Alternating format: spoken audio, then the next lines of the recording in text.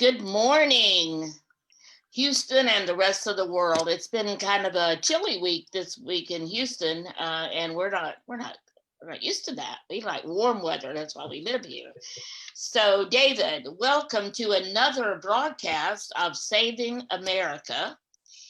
And we are now live on Facebook, on your Facebook page, David Schein, author, or author David Schein. Either way, it comes up. So are you ready for another informative, current broadcast of what's going on in our world? You bet. That chilly weather outside has not slowed down the gray matter, and I am ready to go and talk about saving America. Very good. So our first topic is going to be in the news, and we're going to talk about Trump and the people that are condemning him because of all that went on this week. So condemnation of Trump, it's a new level. So new level of hypocrisy. So take it away. You say A, and that's your final answer? Yes, it is. And look up hypocrisy, and you're going to find the left pictured under those headings. And it is a very disturbing situation. Let's start with the basics. Democracy is not compatible with violence. The idea of democracy is we have fair elections, and that is how we develop and change and advance our government. We do not have violence. Violence, whether it is from the left or the right, is wrong. Now, what I find entertaining is we have had a year where we have had Portland, Oregon burned night after night after night, Seattle, Minneapolis. Where's the condemnation from the left? Now, then there is a horrible incident, an absolutely horrible incident at the nation's capital. 5 dead at last count, including one of the brave police officers who worked for the Capitol Police. And I've done a Failing America. I'm not going to repeat that, talking about the failure of the Capitol Police Department to properly prepare for what was expected to be a large protest. But what I found particularly interesting is that washed up former actor, former governor Arnold Schwarzenegger comes out in the last couple of days and condemns what happened in Washington. And I find this fascinating. Where was he all of last year when the things out there on the West Coast where he is, no protests, no problems and all that?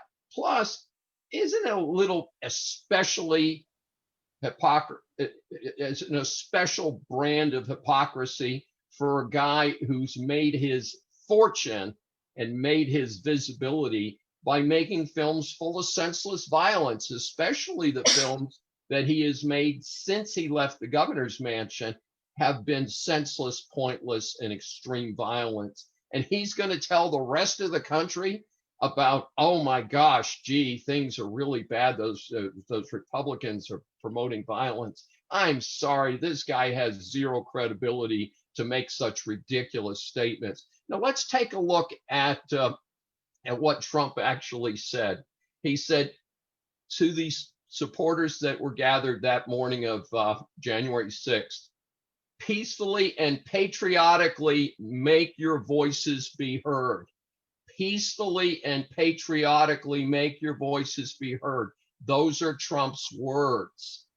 And it's been blown all out of proportion. It's been pretty ridiculous. So we have Nancy Pelosi, as I referred to her, Miss Lobotomy. My theory is during one of her many facelifts, remember she's 80 years old and looks 90, but she has had apparently a number of facelifts, is that she was lobotomized during some of those facelifts because she's just a whack job. And she's telling Mike Pence that he needs to invoke the 25th Amendment and get the cabinet to throw out Donald Trump because of what happened in Washington. And my response is, if we're going to start throwing crazy people out of Washington, I think we need Chuck Schumer and Nancy Pelosi to be on the front of that list. So let's be real and let's stop the hypocrisy and focus on making America a better place. So regarding impeachment, they're threatening if Pence doesn't bring in the 25th Amendment, that they want to impeach Trump a second time. And of course, we all know what a horrendous waste of American taxpayer resources the first ridiculous impeachment was. This one is even more ridiculous since it can't happen before Trump leaves office. And Alan Dershowitz, who is certainly no conservative voice out of Harvard University, emeritus professor up there, said the Constitution doesn't even provide for impeachment for a former president. So at the same time, I say, go ahead, let's bring that impeachment on, because my theory on this is as long as these whack jobs and con artists in Washington are focused on a pointless mission of impeachment, hopefully they won't do more damage to the country by passing ridiculous leftist propaganda-driven legislation. So let's see what happens. But again, I'm not overly concerned about an impeachment.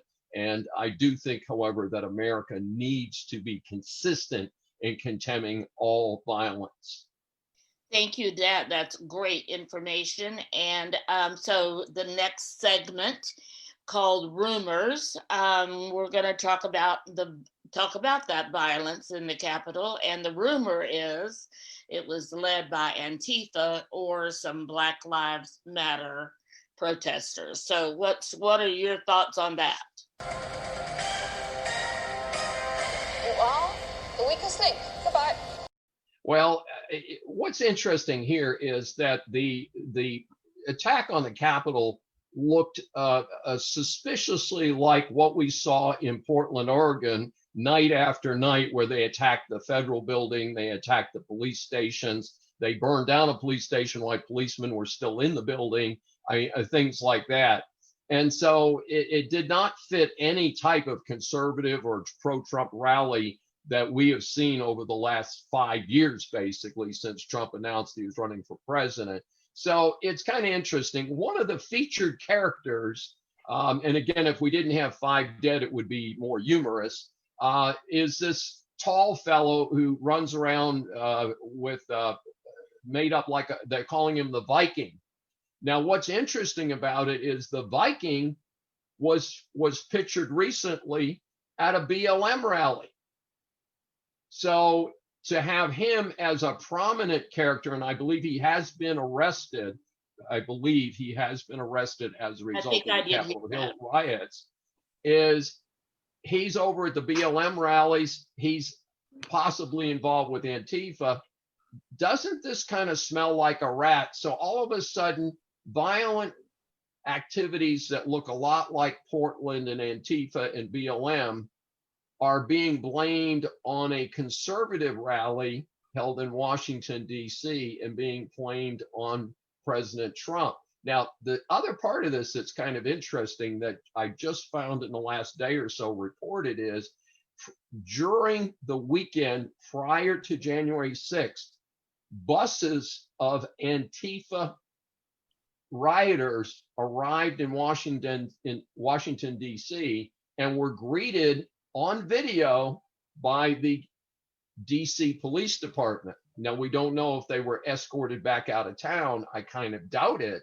But the point is that we definitely had factors that may have involved BLM, may have involved Antifa. And so to try to use this to whip something up to go after a president who is already a lame duck. He's on the way out of office. And I really don't think he will be back in 4 years. And I also don't think he will be the leader of the Republican Party moving forward for a variety of reasons we can talk about another one. But anyway, the rumors are that this was not really a conservative riot that took place in Washington, D.C. Got it. So let's go back from the rumors and just the facts. Sometimes it's hard to pinpoint just the facts, but you're doing a great job of that. So social media is pointing fingers. We've all heard all that's going on with social media, but it sure looks like the Bolshevik revolution with media instead of swords. So let's hear about the facts about that.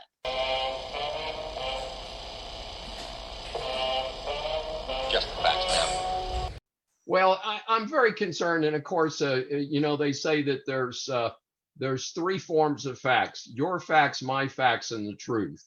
And so, I don't know that we're going to persuade too many people as to my position on this, but I do not find that the very grassroots support that Trump has in any way at all looks like the way that the Marxist revolution took place, with extreme violence and with a drive to burn books and to exile and murder people who disagreed with the Marxist principles.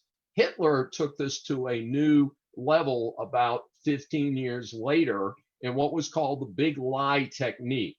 And Hitler vilified the Jews. Hitler went out and said to the German populace, who was suffering extreme economic hardship, this huge depression that happened in Germany following World War I. The other European countries had imposed reparations on Germany to pay money to them as apology for having started World War I and the atrocities that took place during World War I.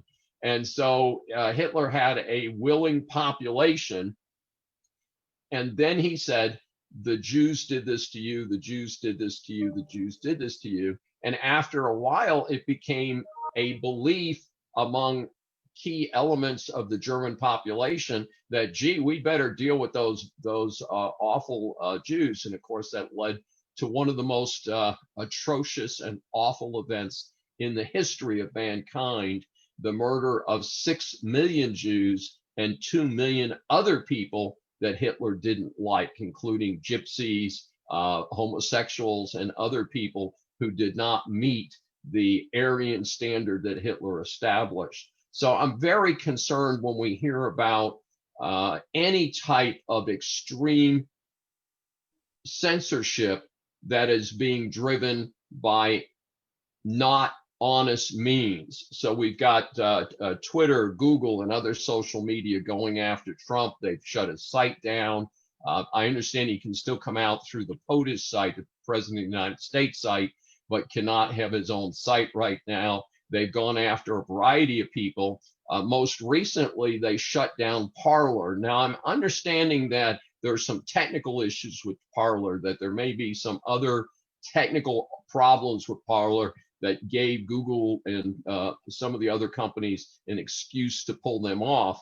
But what we are seeing is that Parler has just filed suit this morning to get this straightened out. They've alleged First Amendment. I don't know how First Amendment applies to a private company, but they've also alleged what I think is going to be a very valid claim: antitrust. And I call on our listeners to think about what they learned in high school history and social studies. In 1890, we passed the Sherman Antitrust Act. That's right, 130 years ago, we passed a law that said if you control too much of any industry, that you are operating a monopoly. And even though there are a variety of web browsers, Google has an incredible percentage of browsing, and they do use it to manipulate what you see on each screen when you put in a Google search. And I think that they are right, based on what I know about antitrust law, for an action. And I think Parler may be the tool that comes in to say that this is wrong and it doesn't serve America. So I think that the big social media companies, backed by what people refer to as the mainstream media, have, in my opinion, I think they have overplayed their hand. And what I want to be clear about is Trump tried several times to get Section 230 repealed. Section 230 says if you are a common carrier of media like Google, Microsoft, and so forth, that you are not responsible for posting the content of others. Now, these organizations reportedly have implemented certain levels of control in order not to foment violence, not to foment child pornography, other bad things that are out there. But they step past that, I think, when they decide who gets to be seen on their media and who doesn't, beyond, again, these extreme circumstances. So I think it's very important. And again, I don't think 230 is really going to be the issue here. I think it's going to be the good old Sherman Antitrust Act is going to be a big piece of that. And I think we need to look at that. But one thing I think that's going to be kind of interesting is Merrick Garland has already been stated to be Joe Biden's choice for Attorney General. Garland is a very senior attorney. In past Democratic administrations, antitrust against Microsoft and similar companies has been a focus. So perhaps we will see not just Parler, a struggling private company that's struggling for survival, but we may see the Attorney General's office go after these big tech companies on antitrust grounds. And that could be a very interesting development when you consider that these same organizations have been apparently visible supporters of the Biden and other more liberal political candidates. So it's going to be a pretty interesting ride, I think, over the next year. Very good. I'm telling you that today was a great day. Lots of great discussions in the news, all the rumors going around, and then ending with just the facts.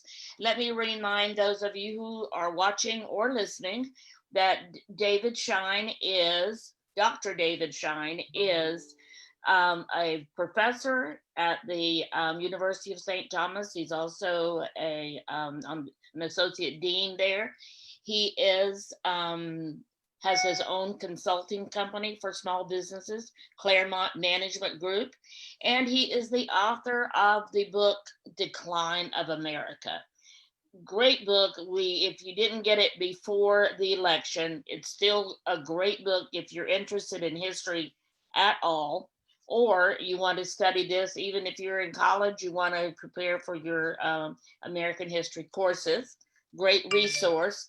So get it on Amazon, The Decline of America. It's available either as an ebook or as a print book. So we hope you get this. It's a great book and very, very educational, very bipartisan look at all of the presidents from Woodrow Wilson to Barack Obama. David, thank you once again for taking your time to help educate us on what's going on in the world, especially around America. So saving America. Thank you for that. And thank you, Sandy. And I wish all of our listeners a great week ahead and hopefully a great 2021.